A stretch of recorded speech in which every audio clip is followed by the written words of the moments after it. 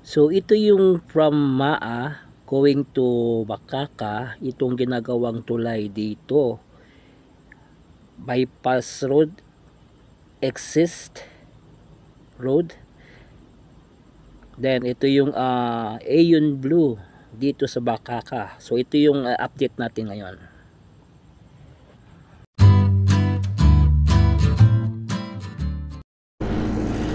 안녕하세요 여러분, 잘 지내세요? 먹고 싶어 행복해서. Welcome to my channel, Crispycore TV. Please subscribe, like and share. So binalikan natin itong proyekto dito sa may Maa, patawid ng Bakaka, itong ginagawang tulay dito. So update natin ito. Then update din natin yung Aeon Blue dyan sa may Bakaka. So tara, umpisahan natin, let's go.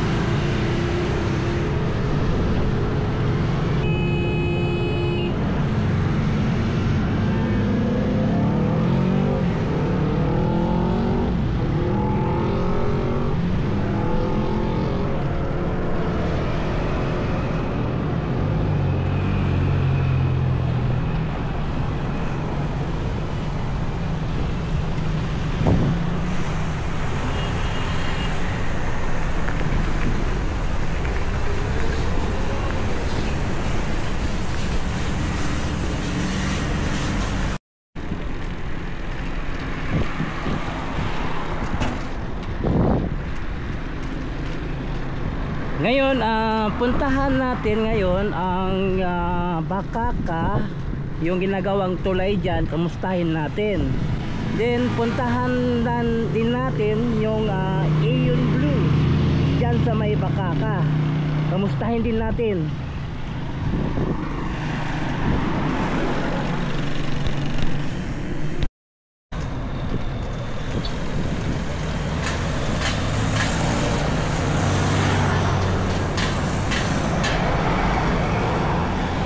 So papasok tayo dito sa may Aquamarine Riverside, patungo ng yung ginagawang tulay dyan, patawid ng Bakaka.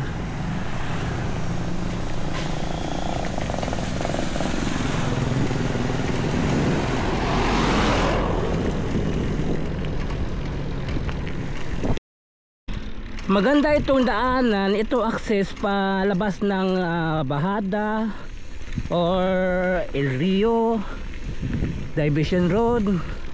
Pag ito natapos itong tulay dito, ginagawa dito sa may Maa to Bakaka.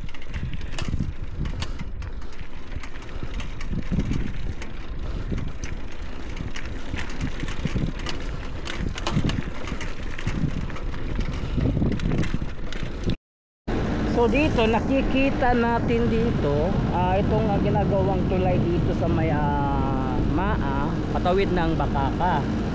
Meron ng railing itong ginawa dito na tulay dito banda banda sa may Maa na segment. Then doon naman banda sa may Bakaka, buo na yung mga beam o cup, per cup, para pagpatungan ng girder. Ito sa may tabi ng Sapa at doon sa may Bakaka na mismo.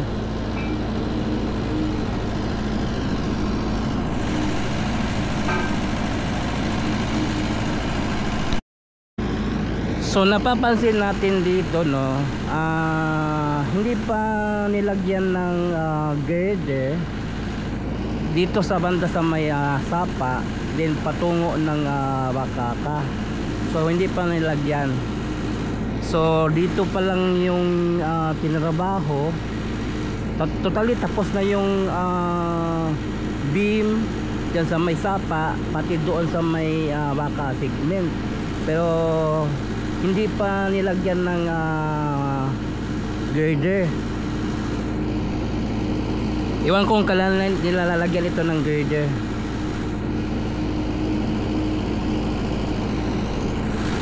So meron ditong mga malalaking tubo. Dito ilalagay nila. So dito nila ilalagay yung mga tubo, tapos tatambakan nilang lupa dito para yung crane makapatong dito para paglagay ng girder. Meron din nilagay sila doon banda para yung crane makapatong para maka-execute sila ng girder. Ito ang ginawa ng craneway para makadaan yung mga crane patawid doon.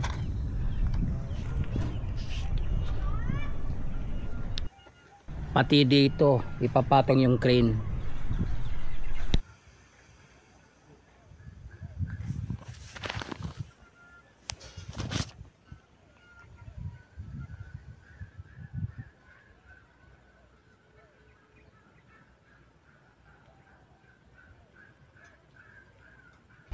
Ngayon patungo tayo ng Aeon Blue.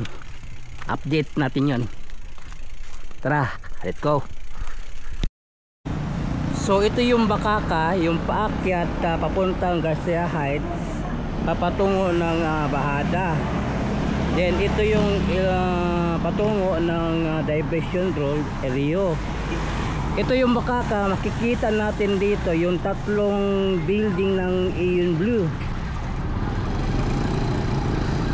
So tatlong building ang ginawa dito.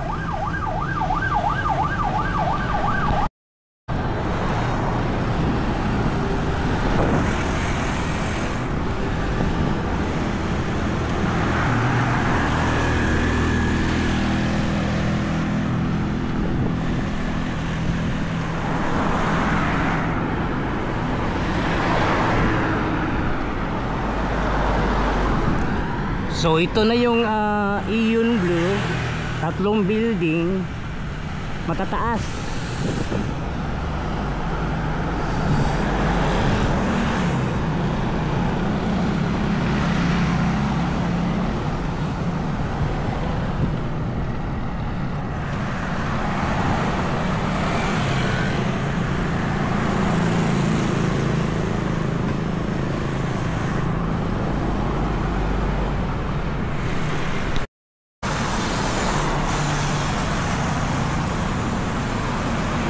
Mataas na pala yung nagawa ng dito, itong Aeon Blue.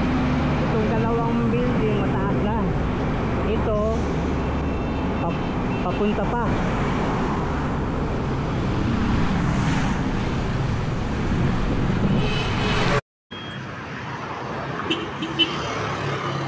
So ito yung Aeon Blue, no, dito sa may Bakaka.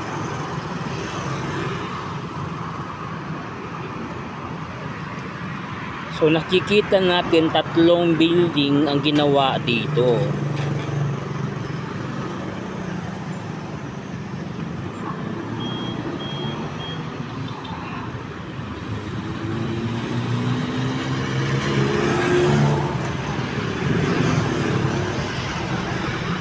Itong building malapit sa highway ng Bakaka, maliit pa lang. Pero kulang pa yung building niya yan kasi kaparihan ng dalawa matataas. So tatlong building ang ginawa dito, itong Aeon Blue. At sa itong Aeon Blue, kabilang ito ng Sapa, Davao River.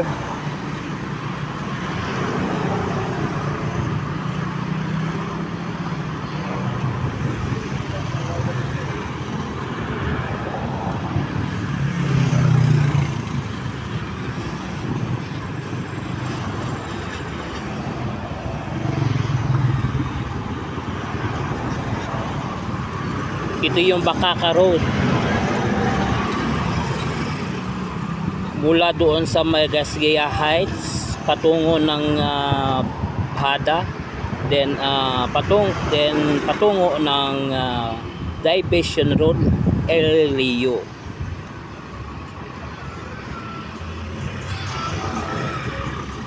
Ang kabilang niya is Davao River. So tatlong building ng Aeon Blue.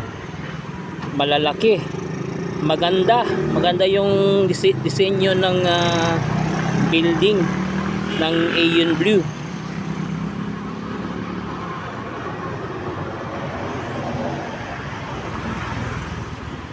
I think mga nasa ano ito, nasa mga 24-25 floor.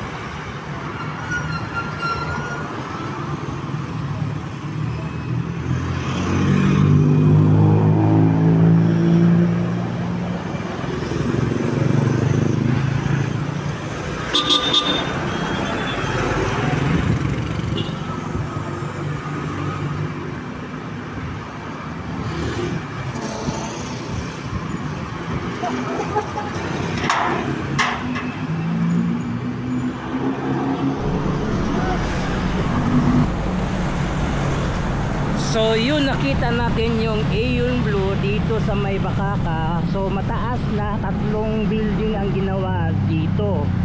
Then yung tulay dyan sa may Bakaka, so in-update din natin. So yun, please subscribe to my channel, Chris Speaker TV. I-follow po ang akong Facebook page, Chris Speaker FB. So thank you for watching. Kamsahamnida, annyeong, and God bless you all. Sarang iyo.